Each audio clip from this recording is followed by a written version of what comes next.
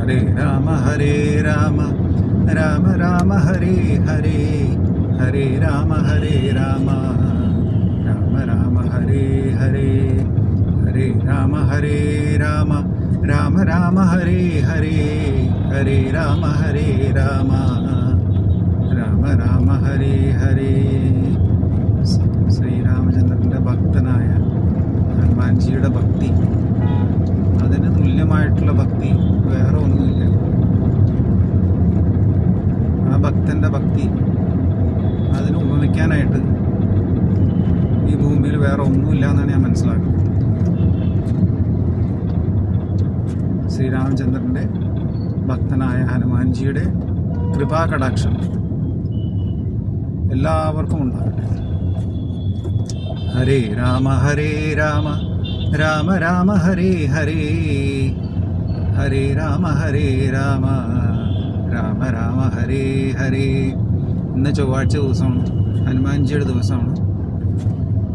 ശ്രീരാമചന്ദ്രൻ്റെ അനുഗ്രഹത്തോടെ ഹനുമാൻജിയുടെ കൃപാകടാക്ഷം എല്ലാവരിലും എത്തട്ടെ.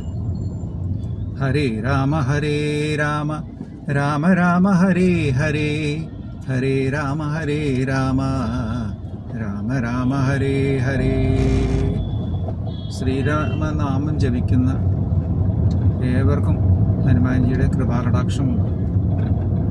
ഹരേ രാമ രാമ രാമ ഹരേ ഹരേ ഹരേ രാമ രാമ രാമ ഹരേ ഹരേ ഹരേ രാമ രാമ രാമ ഹരേ ഹരേ ഹരേ രാമ രാമ രാമ ഹരേ ഹരേ.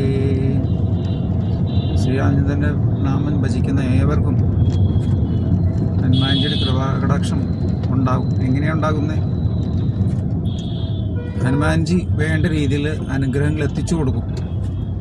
ദൂതനാണ്, ശ്രീരാമചന്ദ്രൻ്റെ ദൂതനാണ്, ഭക്തനാണ്.